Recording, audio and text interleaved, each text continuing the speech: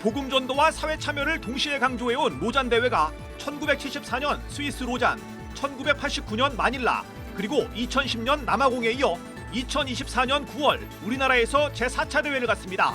로잔 대회 50주년을 맞는 2024년 4차 대회에는 세계 교회 지도자 5천여 명이 참석합니다. 최근 대통령직 인수위원회가 110대 국정과제를 발표한 가운데 기독교사들의 모임인 좋은교사운동이 교육 분야 과제에 대해 비판하고 나섰습니다. 좋은교사운동은 교육고통을 유발하는 근본적 문제에 대한 해결책은커녕 해결 의지조차 찾기 어렵다며 쓴소리를 냈습니다. 전국의 교회들이 펼치는 선한 사역을 소개하는 우리 동네 우리 교회. 오늘은 좋은 열매 기독학교를 설립해 다음 세대를 키워가고 있는 충북 음성 무국중앙성결교회를 찾아갑니다. 안녕하십니까. CBS 뉴스입니다. 제4차 로잔 대회가 2024년 9월 한국에서 열립니다. 한국로잔은 오늘 기자간담회를 통해 한국교회가 아시아 교회는 물론 전 세계 교회를 섬긴다는 의미에서 한국에서 대회를 개최하게 됐다고 말했습니다. 이승규 기자입니다. 1974년 스위스 로잔에서 열린 제1차 대회는 대회가 열린 장소의 이름을 따 흔히 로잔 대회라 부릅니다. 제1차 로잔 대회 의장은 빌리 그레이엄 목사가 맡았고 150여 개 나라에서 3천여 명이 참석했습니다. 제1차 로잔 대회가 열릴 당시 세계교회는 노예제 폐지와 기독교 학교 설립 등 교회도 사회개혁 운동에 활발하게 참여해야 한다는 쪽과 개인 구원으로 일컬어지는 복음 선교에 힘써야 한다는 쪽으로 갈라져 있었습니다. 로잔 대회에 모인 이들은 회의와 토론 끝에 사회 구원과 개인 구원 모두 중요하다는 결론을 내고 로잔 언약을 발표했습니다. 로잔 언약은 당시 세계교회에 충격을 던지며 지금까지도 복음주의 교계에 상당한 영향을 미치고 있습니다. 모두 15개 항으로 이루어진 로잔 언약의 5항은 사람은 하나님의 형상대로 창조되었기 때문에 인종, 종교, 피부색, 문화, 계급, 성 또는 연령의 구별 없이 모든 사람은 천부적 존엄성을 지니고 있으며 따라서 누구나 존경받고 섬김을 받아야 하며 착취당해서는 안 된다고 말하는 등 그리스도인의 사회적 책임을 강조하기도 했고 6항에는 교회가 희생적으로 해야 할 일 중에서 전도가 최우선이다. 세계 복음화는 온 교회가 온전한 복음을 온 세계에 전파할 것을 요구한다고 명시해 전도와 선교 또한 중요하다는 점을 밝혔습니다. 로잔 대회는 1974년 1차 대회 이후 1989년 필리핀 마닐라와 2010년 남아프리카 공화국에서 2차, 3차 대회를 개최해 로잔 언약의 정신을 이어오고 있습니다. 한국교회 역시 1974년 1차 로잔 대회부터 꾸준하게 참석해 세계교회의 흐름을 파악해왔습니다. 세계교회에 영향력 있는 복음주의 지도자들이 모이는 제4차 로잔 대회가 2024년 9월 한국에서 개최합니다. 제4차 한국 로잔 대회는 특별히 로잔 대회 50주년을 맞아 그 의미를 더했습니다. 국제 로잔 운동 총재 마이클 오는 2024 한국 로잔 대회에는 세계교회 지도자 5천여 명이 모일 것이라며 그동안 교회의 잘못을 먼저 회개하는 시간이 될 것이라고 말했습니다. 한국 로잔 이사장 온누리교회 이재훈 목사는 한국교회가 아시아 교회를 섬긴다는 의미에서 4차 대회를 한국에서 개최하게 됐다고 말했습니다. 포스트 코로나 팬데믹에서의 목회가 어떻게 이루어질 것인가, 선교가 어떻게 이루어질 것인가, 변화된 디아스포라를 비롯해서 이런 팬데믹 이후에 일어나는 디지털 레볼루션, 이런 AI 혁명, 이런 모든 것들이 다 선교와 어떻게 연결이 되는가에 있어서 중요한 주제이기 때문에 이재훈 목사는 로잔 운동에 참여하는 일은 복음적 개혁과 선교적 과업에 참여하는 것이라며 한국교회의 기도와 관심, 참여를 당부했습니다. CBS 뉴스 이승규입니다. 최근 대통령직 인수위원회가 110대 국정과제를 발표한 가운데 기독교사들의 모임인 좋은교사운동에 교육 분야 과제에 대해 비판하고 나섰습니다. 좋은교사운동은 교육 고통을 유발하는 근본적 문제에 대한 해결책은커녕 해결 의지조차 찾기 어렵다며 쓴소리를 냈습니다. 오요셉 기자입니다. 지난 3일 대통령직 인수위원회는 창의적 교육으로 미래 인재를 키워내겠다는 약속 아래 5개의 교육 분야 국정과제를 선정했습니다. 디지털 인재 양성과 AI를 활용한 교육 혁신, 교육과 돌봄에 대한 국가의 책임 강화 등을 목표로 내세웠습니다. 하지만 기독교사 모임인 좋은교사 운동은 그 내용을 면밀히 살펴보면 이 시대 학생과 학부모, 교사들이 신음하고 있는 교육 고통의 문제를 해소하려는 의지도 능력도 찾아볼 수 없었다고 평가했습니다. 대학 서열 해소와 입시 경쟁 완화, 사교육비 경감 등 교육 고통의 근본이 되는 문제 해결이 우선돼야 하는데 이에 대한 해결 대신 도리어 경쟁을 강화시킨다는 비판입니다. 현장의 목소리나 현장 필요를 반영하는 과제들이 많이 담겨 있지 않고 오히려 현장에 경쟁 교육을 더 유발할 수 있는 내용들이 많이 들어가 있어서 특별히 그 사교육 문제라든가 입시 경쟁 해소의 문제 또는 교원 정책과 관련된 우리 교육의 중요한 문제들에 대해서는 그 방향성이나 비전을 밝히고 있지 않아서 특히 인수위는 다양한 학교 유형을 마련하는 고교체제 개편을 검토하겠다며 사실상 자사고와 외고, 국제고를 존속하겠다는 입장을 밝혔습니다.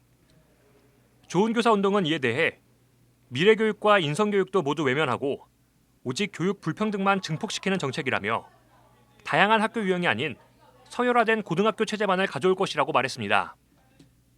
이어 다양한 고교체제를 명분으로 자사고와 외고, 국제고를 존속시키는 것은 특권층을 위한 학교를 남겨두겠다는 의미라며 이미 이명박 정부에서 초중고 교육과정 왜곡, 경쟁교육 강화, 사교육 폭증 등을 가져온 정책을 되풀이해서는 안 된다고 강조했습니다.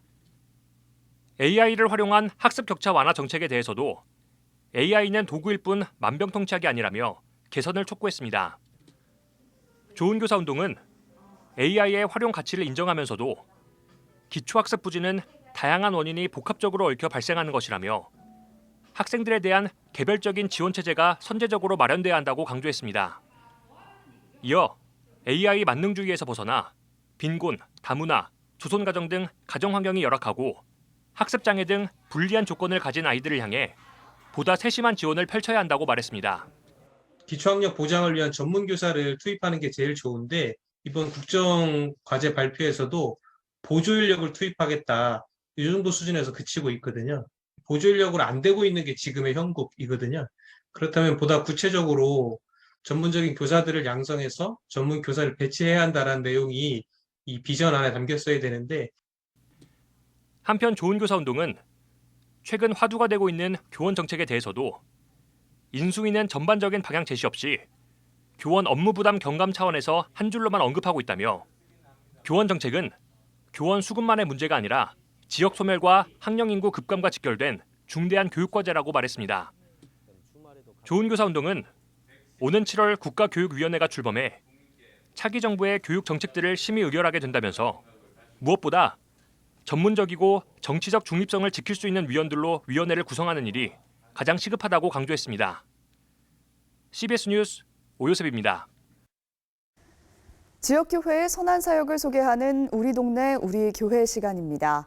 오늘은 난 사람, 된 사람, 든 사람의 교육 철학으로 좋은 열매 기독학교를 설립해 다음 세대를 키워가고 있는 충북음성의 무국중앙성결교회를 찾아갑니다. 최중호 기자입니다.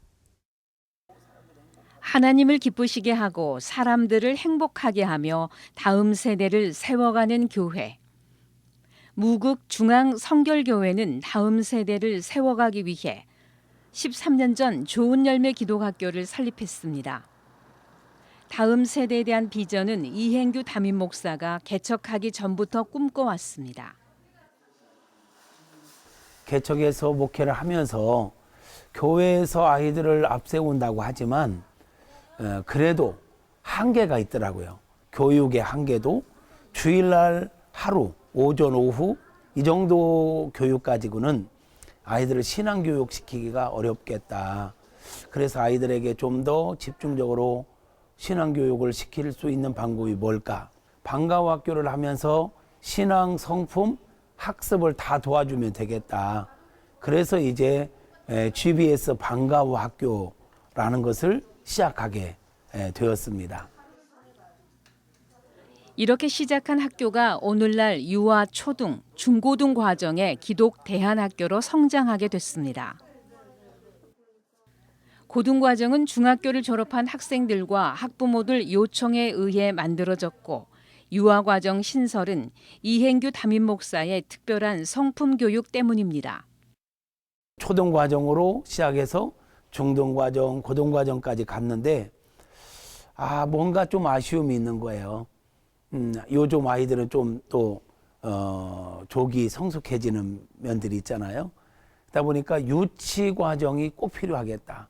성품이 형성되는 시기는 유아 과정인데 그때에 꼭 필요하겠다 싶어서 유아 성품 학교까지 이렇게 시작하게 됐죠. 성품 교육을 가장 중요하게 생각한 이 목사는 전 학년 교육 철학에도 성품 교육을 빼놓을 수 없습니다.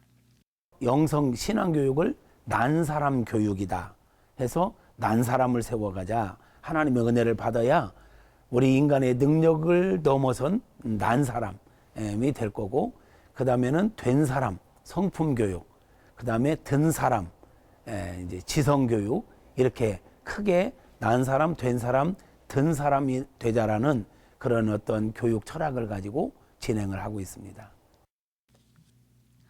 특히 성품 교육은 어릴 때부터 좋은 성품이 형성될 수 있도록 집중적으로 이루어집니다.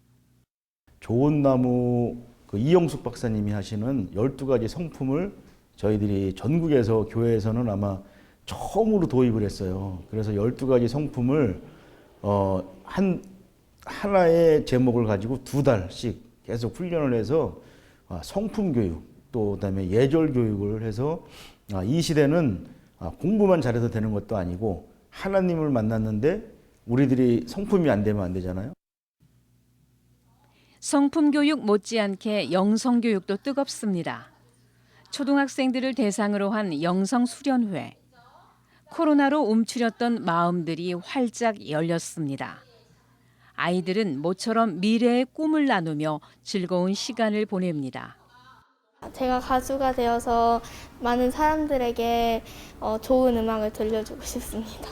제 꿈은 요리사가 되어서 많은 사람들에게 제 음식을 소개해드리고 싶습니다. 든 사람, 난 사람의 교육을 잘 받아서 사람들에게 하나님을 더 알리면서 살고 싶어요. 매주 금요일엔 학생들이 직접 설교하는 시간도 갖습니다. 영적 성장은 물론 글쓰기와 스피치 능력 향상에도 큰 도움을 주고 있습니다.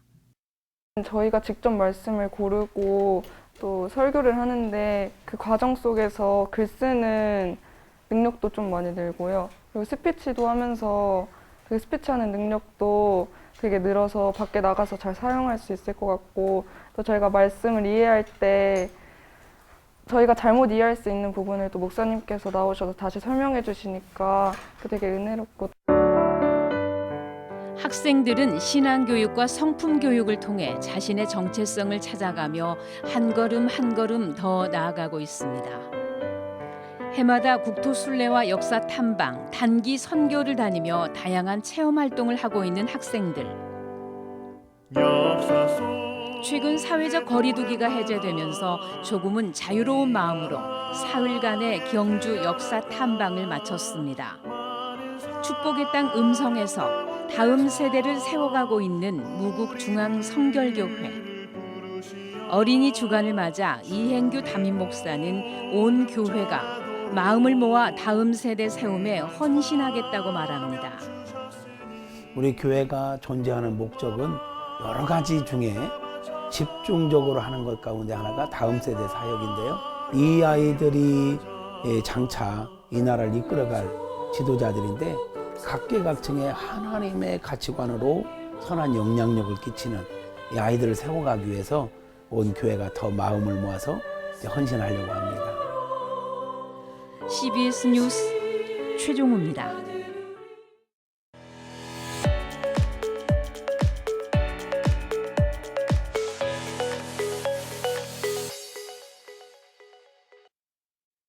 간추린 지역교계 소식입니다. 1901년 설립된 진량제일교회가 기독교 역사사적지로 지정돼 감사예배를 가졌습니다. 대현교회도 교회 창립 60주년을 맞아 감사예배를 드렸습니다. 홍천 지역 교계는 우크라이나 난민들과 산불 피해 이재민들을 위한 성금을 기부했습니다. 1901년 제임스 E. 아담스 선교사에 의해 설립된 진량제일교회가 예장합동 역사위원회에 의해 한국기독교 역사사적지 제35호에 지정받고 감사 예배를 드렸습니다.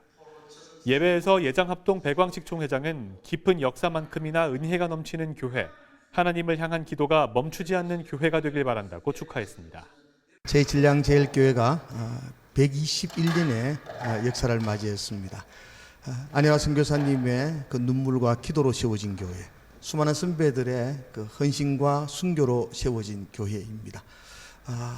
정말 감사를 드리고 앞으로 100년을 저희 후손들이, 우리 후배들이, 믿음의 후배들이 잘 다듬어서 부끄럽지 않게 지역을 섬기며 또 하나님 영광을 위해서 최선을 다해서 달려갈 것을 약속드립니다.